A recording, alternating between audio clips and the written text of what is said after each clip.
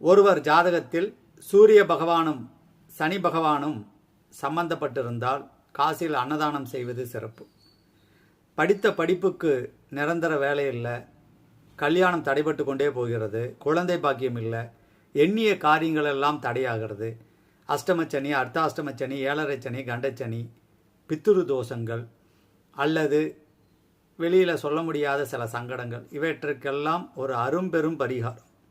அமாவாசை அல்லது பௌர்ணமி தோறும் காசியில் அன்னதானம் செய்யலாம். உங்களால் முடிஞ்ச அளவுக்கு அங்கே இருக்கக்கூடிய தெரிஞ்சவங்ககிட்ட நம்ம கொடுத்து செய்ய சொல்லலாம். நேரில் போகலாம், நம்மளால முடியாது ஒவ்வொரு தடையும் போகிறதுக்கு. அப்போ அங்கே அன்னதானம் செய்பவர்களுக்கு ஒரு நம்பிக்கையான ஒரு நமக்கு தெரிஞ்ச நபர் வேண்டுமல்லவா? சுஜாதா டிராவல்ஸ் உயர் திரு சுரேஷ் அவர்களை அணுகலாம். அவங்க அமாவாசை தோறும் பௌர்ணமி தோறும் செய்கிறாங்க. அதற்குரிய ஆதாரங்களாக புகைப்படங்களையும் அனுப்பிச்சு கொடுத்துட்றாங்க.